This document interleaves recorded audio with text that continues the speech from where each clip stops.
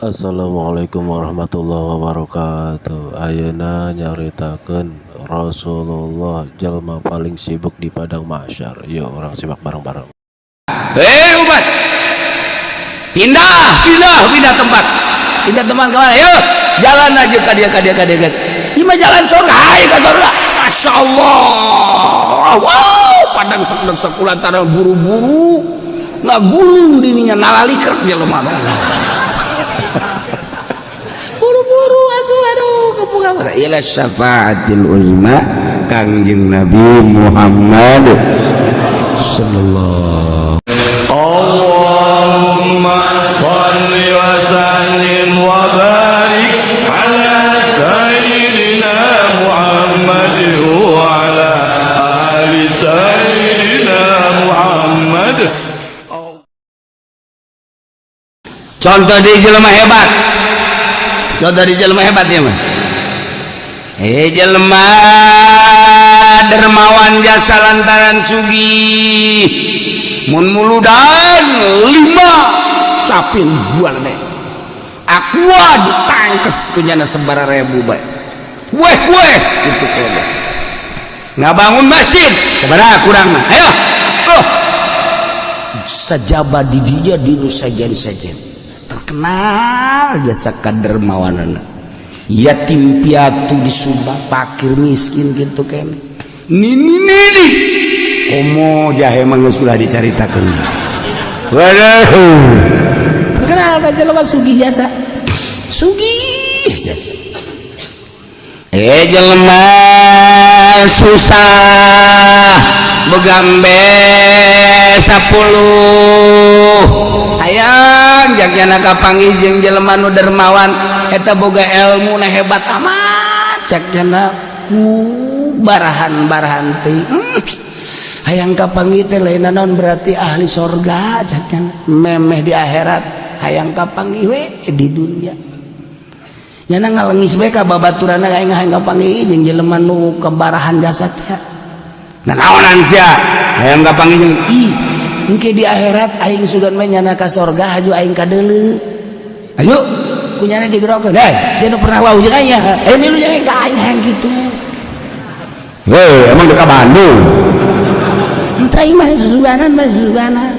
ja Kangjeng Nabi ge pan boga syafaatul uzma teh japaatan jelema nu cilaka anu teu cilaka mah geus teu kudu syafaatan baru Kangjeng Nabi jelema anu ditimbang loba salah ditimbang loba salah tak encan di kanarakakeun begitu can di kanarakakeun ditanya sia urang dia teu kanaraka ge nungguan kangjeng geus jelas kanaraka justru ku jelas kanaraka ulah endek ngumaha ka kangjeng urang ge pan ieu aya anu aman-aman bae mah teu ditahan di polsek atuh endek minta tulung ka saha teh kudu tapi anu digiring maka polseknya minta tulung ka saya tah eta ieu jelema geus jutaan boga salah salat teu pati bener aya magrib isya eueuh aya isya subuh eueuh aya nu rajin aya jam 8 malulu itu bagus ya mah teu usu geus loba-loba bae lah salah ladar kada ge kasalahan malaikat cek malaikat teh hai sia cek malaikat kunaon cara ari cing diri bae aing disungkruk-sungkrukeun di balakan neraka ulah gampang kami sadar dekat neraka sadar sia sadar meujeun atuh sia sadar mah deuk teu sadar kumaha tuh jangan nu kadeuleu lawang neraka doang ku kami sia lain neraka dari itu keheula nungguan Kangjeng Nabi Kangjeng Nabi mah barahan jeung bageur karasa ku kami kabageranana ieu keur nungguan nabi sasya nabi Kangjeng Nabi Muhammad sia wau ai wau teu ngan ku kiai sok didongeng-dongeng itu lain tuh Kangjeng Nabi lain pasti disebutkeun lain kaset Kangjeng Nabi eta yang badigo gitu teh kami sok didongengkeun ku kiai rambutna ikel irungna mancung bulu matana bentik terus we kabeh geus dicaritakeun kawaos-waos geus aya teh kami moal nyalahan eta tujukeun waktu lain jol Kangjeng nah ieu asli malaikat ieu umat anjeun deuk dikanarakakeun emang kunaon cek Kangjeng Nabi ieu loba kekurangan kurang naon amal-amal sapotong maksud sapotong kumaha cek Kangjeng Nabi aya zuhur aya asar maghrib aya isya waduh cek Kangjeng Nabi terus kadang-kadang subuh jam 8 malu haji ya jelema nama haji nah deui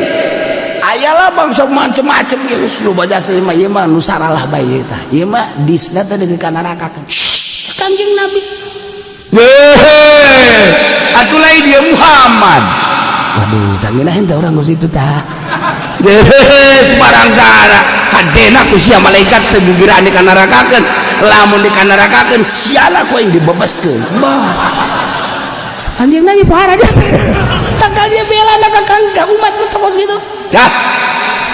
ini ke gua tuh kayak lapor heula ka Gusti Allah wah tuh lapor ka Gusti Allah ialah boga syafaatil uzma Kangjeng Nabi jang nyapaatan anu cilaka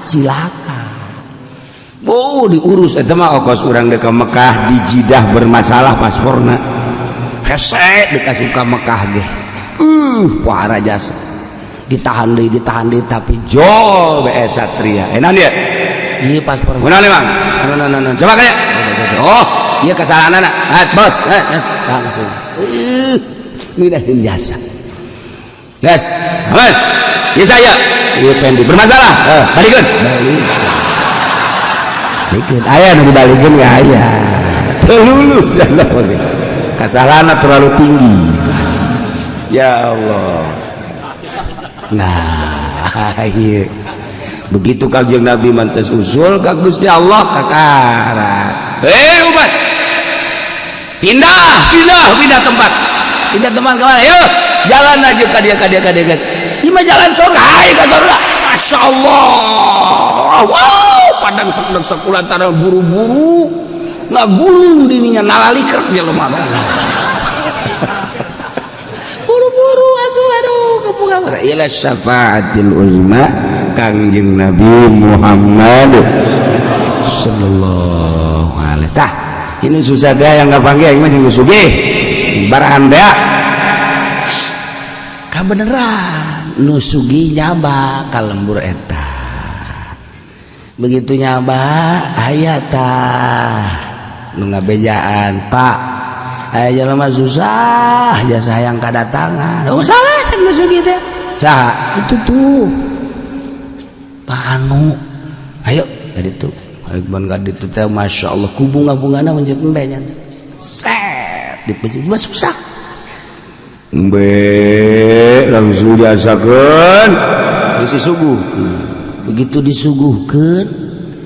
nu di dahar teh polona bae ku eta nu sugih resep polo meureun nu sugih teh polona deui nu sajana henteu di dahar mangkaning di dinyana endek sapoe sapeuting di lembur eta langsung kunyana dipencitan di alaan polona 10 dipencit kabeh di ala polona bae set beres kabeh suguh-suguhkeun sapoe eta mah nyana ben juga nu sugih teh kaget nanya ai ieu si polo deui embe saha embe eta ceukna nu hayang kapanggih teh emang nyana boga embe da sabaraha 10 nu dipencit kabeh hah maksudnya kunaon emang tanya coba jalan mana ka dieu Pak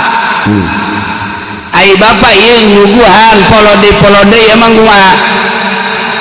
cek jana kula kan hayang bareng di akhirat ayo lantaran sugih aya di bapak pinter aya di bapak barahana di bapak menurut kula ieu sorga engke kula hayang di akhirat ya bareng jeung bapak kaditu sanajan sakali kapanggih lain masalah eta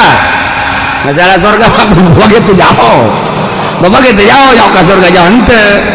ngan ieu mah ieu sesungguh ieu polo deui emang kunaon kukula barang kula bencet embe disuguhkeun kabeh saembe nu di dahar ku bapak polona berarti bapak resep ka polo peucitan kukula jang nyuguhkeun ka resep bapak Masya Allah wah racak yang namanya aja satu geus kitu tah beres turun malaikat diutus ku Gusti Allah bahwa anu ti heula ka sorga teh jelema susah dibandingkeun jeung jelema nu sugih bedana 1000 tahun. Ya Allah, dibejakeun melalui ilham kawali bahwa di akhirat heulaan anu susah ka sorgana padahal ya nama hartana sakikitu da disuguhan ge sakaligus tapi heulaan nu susah ka sorgana bahkan nu sugih geus di mana-mana sedekahna 1000 tahun bedana 1000 tahun akhirat atuh komo nu teu sedekah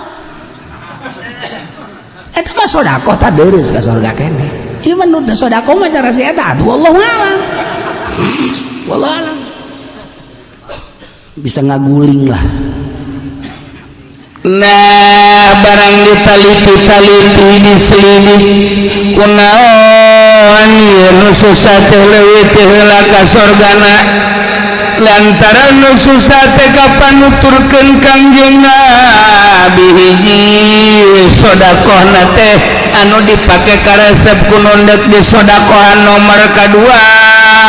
sedekahna teh kabeh nyana boga 10 nyana mah disedekahkeun kabeh aya nu sugih mah boga duitna 10 miliar nu disedekahkeun ana 1 miliar 2 miliar 3 miliar datang ka 5 miliar karak setengah harta aya nu susah mah boga 10 disedekahkeun kabeh jadi disebutna kabeh harta disedekahkeun emang 10 dah